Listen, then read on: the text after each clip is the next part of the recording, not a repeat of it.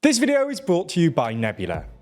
Today, the ICJ orders Israel to prevent genocide in Gaza. Pakistan accuses India of assassinations, and Donald Trump testifies in court. From TLDR News, this is your daily briefing for Friday the 26th of January 2024. The International Court of Justice has issued provisional measures against Israel in the case brought by South Africa alleging genocide against Palestinians in the Gaza Strip. The court ordered Israel to take all measures within its power to prevent violations of the Genocide Convention, take immediate action to enable the provision of urgently needed aid and assistance in Gaza, prevent and punish incitement of genocide, ensure the preservation of evidence relating to the case, and submit a report to the court within a month on how it is following these measures. The ICJ did notably stop short of ordering a ceasefire in the Gaza Strip though, something that South Africa had requested.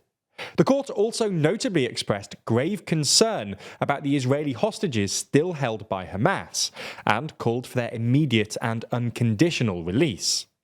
Now, before we go any further, we should make a few things clear that are often misunderstood in cases like these. Today's pronouncement by the ICJ was not a ruling by the court that Israel is or isn't committing genocide. Any ruling on that question will likely take a number of years. Instead, the ICJ has determined that South Africa's case is plausible and that provisional measures are necessary because, quote, the catastrophic humanitarian situation in the Gaza Strip is at serious risk of further deterioration before the court renders its final judgment. It's worth pointing out that provisional measures issued by the International Court of Justice are legally binding. However, the court isn't really able to enforce this, so Israel could refuse to abide by the court's measures, though at the time of writing, the Israeli response remains to be seen. Nevertheless, the court's order is politically significant and will add to the pressure on Israel to scale back its offensive in Gaza, which has now killed more than 25,000 people since October the 7th.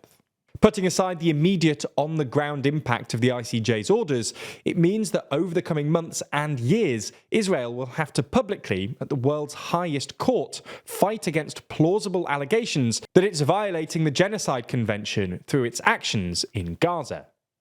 There's more on the way, but be sure to subscribe and ring the bell to make the daily briefing part of your daily routine, or just search for us on your podcast app to listen along.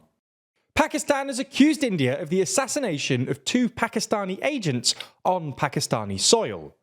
It's been described as a violation of Pakistan's sovereignty and a breach of the UN Charter. This comes after years of India accusing Pakistan of giving a safe haven to terrorists, especially militants involved of violence in the disputed Kashmir region. Yesterday, the Foreign Secretary accused India of running a sophisticated and sinister campaign of killings in Pakistan, using sophisticated technology and safe havens on foreign soil to commit these assassinations. The Foreign Secretary also commented that India is employing criminals and unsuspecting civilians to carry out these killings. However, these allegations have been dismissed as false and malicious anti-India propaganda. Modi has dismissed similar claims quite recently. In December, Modi responded to allegations of an Indian assassination plot in the US, saying he will look into any evidence and that upholding the rule of law is his priority. The assassination in question was the attempted murder of a Sikh separatist, who was labelled as a terrorist by the Indian government in 2020. Other dissidents in foreign countries have been targeted, including Hardeep Singh Nijjar, a prominent Sikh activist murdered in Canada in June, which was again dismissed as absurd. Pakistan's Foreign Secretary concluded by saying India must be held accountable for its blatant violation of international law. Moving to the US now, where former President Donald Trump has testified in a defamation trial brought by E. Jean Carroll. The case itself was brought by Carroll, with her seeking $10 million in damages over the former president's denials, which he made in 2019 from the White House that he attacked her in a shop in Manhattan in the 1990s. Now, this is the second case in which Ms. Carroll has seen Mr. Trump in court. The first was back in October 2022 and found that Mr. Trump had indeed defamed her back in June 2019. As such, Judge Lewis Kaplan said that the facts had already been established and that this case was simply to resolve the issue of how much, if anything, Mr. Trump has to pay Ms. Carroll. In fact, Trump tried to give a statement to the court, in which he said that Ms. Carroll said something that I consider a false accusation. Totally false. The judge swiftly responded, telling the jury to ignore the last statement. In answering a question about whether he had instructed anyone to hurt Ms. Carroll, Trump replied, "No, I just wanted to defend myself, my family, and, frankly, the presidency." Again, the judge ordered the final part of this statement to be ignored. Upon leaving the courtroom, Trump was heard saying, "It's not America. This is not America." In tech news, Apple has announced that users in the EU will be able to download apps without using its Apple Store. Under the changes, iPhone users will be able to use a range of browsers and alternative payment systems to download apps, theoretically including the Google Play Store. The changes will come into effect from March in line with the EU's Digital Markets Act, which aims to rein in big tech companies like Apple, Amazon, Google, Microsoft, and Meta. Apple isn't very happy with the new regulations, though, saying they compromise Apple's ability to detect, prevent, and take action against malicious apps on iOS. Apple also says the changes will make it harder for them to help users with issues with apps downloaded from outside the App Store. It's also possible the changes could be replicated in the UK in the near future, under similar powers to regulate big tech. In the final uplifting story today, we discuss a Gustav Klimt portrait. It's been reported this morning that a painting by Austrian artist Gustav Klimt, which was believed to have been lost for about 100 years, has been found in Vienna.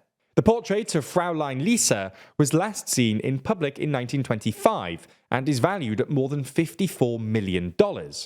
It's set to go up for auction on the 24th of April on behalf of the owners and the legal successors of the Lisa family. Speaking about this, Ernst Pleuel, the co-managing director of the Kinski auction house, said, "We took an active approach and not only researched the Lisa family as potential restitution claimants, but we also approached potential representatives based on our experience from previous restitution proceedings." You've no doubt been following along with the news from Israel and Gaza, but if you want a better understanding, to dive deeper into the history of the region, then you should check out Real Life Law's hour-long documentary about the tensions and fighting between Israel and Gaza going back decades. That video, by the way, is part of Real Life Law's Modern Conflict series, where they regularly run through major ongoing conflicts from Lebanon's civil war to everything going on in Myanmar and the Turkish-Kurdish conflict. It's an incredible series, and it's exclusively available on our streaming service, Nebula. As you likely know, Nebula is the service we built with a bunch of our creator friends, and is the home to tons of smart educational content from all your favourite creators. The best part is that by signing up, you not only get access to exclusive series like Modern Conflicts, China Actually from Polymatter, or The Logistics of X from Wendover Productions, it also directly supports TLDR. That's because when you sign up, you contribute to the budgets of these big budget documentaries, and it helps us grow and expand our ambitions. So if you sign up using the link below, you can support us directly and get 40% off Nebula's annual plan. That's less than £2 a month, which is an incredibly good price for an independent streaming service which not only supports creators but also provides you with tons of ad-free and exclusive content. Thank you for your support and for backing Nebula.